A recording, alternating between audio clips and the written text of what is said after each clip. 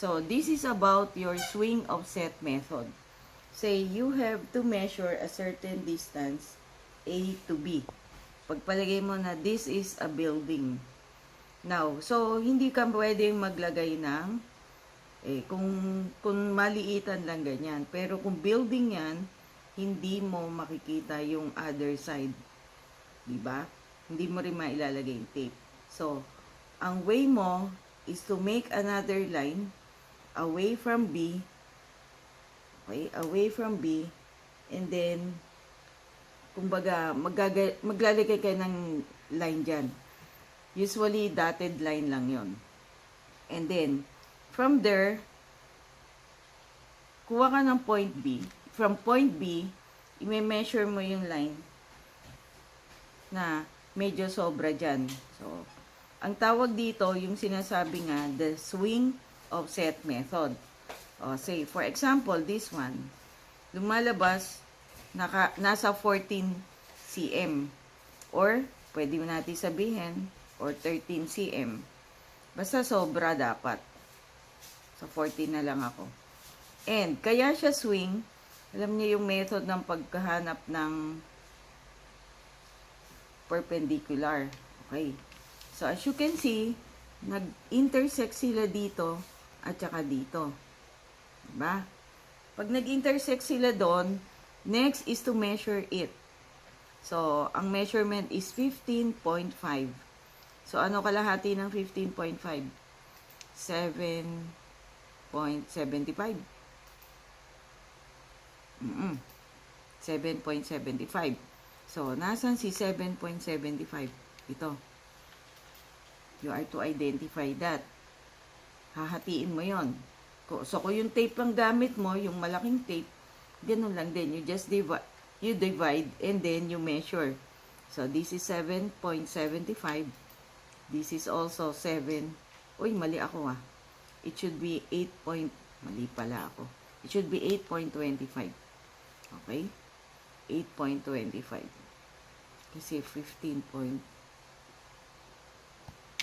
Ang hina ko sa math. 15.5 divided by 2. 7 nga. 7, 14, 15. Tama naman ako. 7.75. Mali lang siguro pag measure ko. 7.75. Ayun. And 7.75. Para na mamaligno ko. I'll measure it again. Malamang mali measurement ko rito. 15 point.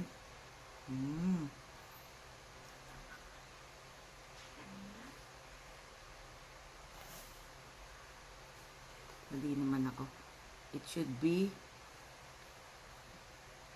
15.5, 8.25. Mali pala yung aking tip. Ito pala 7 point. Ayan, 7.75. Okay? Okay. Okay, next. Ano tong point na na-identify ko? Pag kinonect mo yan, ito, automatically 90 degrees. Okay? So, kung 90 degrees yan, the next thing you need to determine is ano ang distance nito. So, this is 12. Okay, kunyari 12 meters. And then this is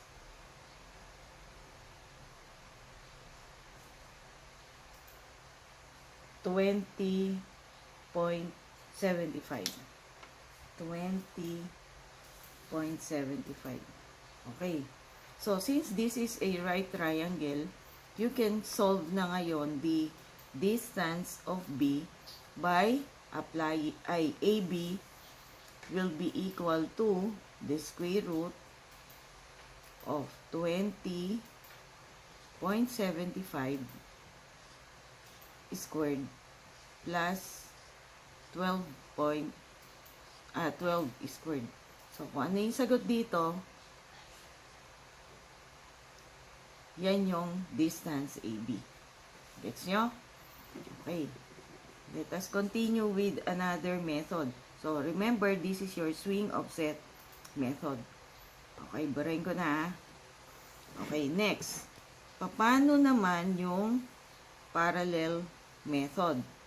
Okay, mas madali yung parallel method. Pero, gagamitan mo pa rin ng swing offset method para makakuha ka ng 90 degrees. Okay, ito si A. Okay? So, usually, dapat nga kukuha ka lang ng pwedeng gamitan mo nga ng swing offset. Measure ka ng line somewhere dito. Okay? Now, paano mo ma-measure yan?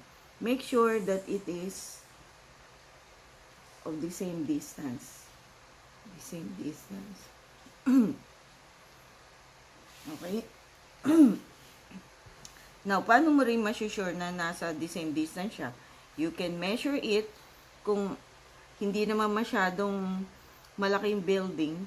So, you just measure it. So, kagaya nito, both are 8. Okay? So, if it is both 8 meters, medyo sa totohanan, malaki na yon. Next, kapag 8 meters siya, how do you say na ito ay kapantay ni A at saka ni B? So, gamitan mo uli ng swing offset method. Okay, say sa 10 ako. 9, pwede na sa 9. Magsi-swing offset method din ako. So, gaganyan ako. Gaganto ko. And then, gaganto ko. Okay? So, pag ginawa ko yon, ulitin mo lang yung kanina. So, I have a measurement na 10.75. So, you get the middle of that. So, ito yung middle. Okay? So, pag nakuha mo na yung middle by just dividing the total length, you can now project it. Okay? Automatically, 90 degrees din yan. So, you do it again dito sa kabilang side. Do it again sa kabilang side.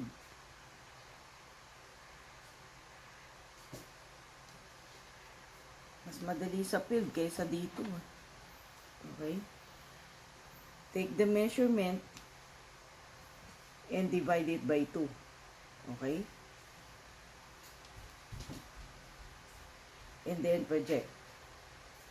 So, dahil kay A ka nagsimula, ibig sabihin, 90 degrees rin to. Okay, so, what does it mean? Dahil 90 degrees yan. We call this as our A prime. This is our B prime. Ibig sabihin, kung ano ang measurement ni A prime, B prime. So, I got here 22. Okay. A prime, B prime is actually equal to AB. And ang measurement ni A prime, B prime is equal to 22 meters. Okay? Gets nyo? Okay, the last method is by similar triangle method. Okay? Medyo nasa presentation natin to nung isang araw, kaya lang parang ang labo nung, sabi nyo nga, yung volume nawala. Okay, so meron kang A prime, B prime. Ang gagawin mo is to take a certain point, kahit na patabingi yan, pwedeng pa ganyan. Okay? You call this as point C. So, si point C, lalagyan mo ng line or you measure it. Sa actual to, kahit hidden line lang ang ginagawa. So, if you measure it, so I have here 21. So, meron akong distance na 21 from A to C. Then, I'll measure again B to C. So, that is 17. Mahirap pala itong metrong to. Magulo. Okay, so 17 meters. So, you do it by similar triangle method. So, sa similar triangle method, pwede kang kunin mo yung pwede kang kumuha ng half of this, pwede ring 3/4 of this. So, if you have half of this, lumalabas, this is half of that, 8.5. Tama ba ako this time? Okay, so this is 8.5. So, ang half niya is 8.5. Okay? This is half. Okay, anong half ng 21? This 10.5. Diba? 10.5. Okay, this is 10.5. Okay? 10.5. 10.5. Okay, so this is 10.5. Okay. Next is for you to measure. So, sa field kasi, talagang mame-measure mo naman yan kasi wala ngang obstruction. Next is to measure this one. So, this is medyo kasi hindi ganun ka-accurate, Pero, sa pagkaka-measure ko, it is equal to 10.4. Okay. So, let us label this as D. This is E. Okay, how do you compute ngayon AB? So, magre-ratio and proportion ka na lang. So, this is actually 8.5 din. So, we have a small triangle against the big triangle. The big triangle is ABC. Okay? So, ano base ng, if you consider base to base, AB is to 10.4 and you may consider one side ng big triangle, 17 is to 8.5, diba? Kasi yung small triangle 8.5. So I'll just repeat, lang yan similar triangle. AB, the base AB is to the base of the small triangle. The one side of the big triangle is 17. The side of the small triangle is 8.5. So from here, you just solve for AB by algebraic, cross multiplication. Okay? So that's it. So ganyan yung mangyayari sa inyo. So sa inyo, lalabas, you follow the instruction, parang ganito rin yung gagawin nyo.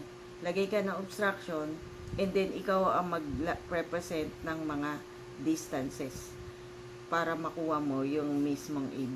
And for you to experience kung paano talaga paggawa nung ganyan.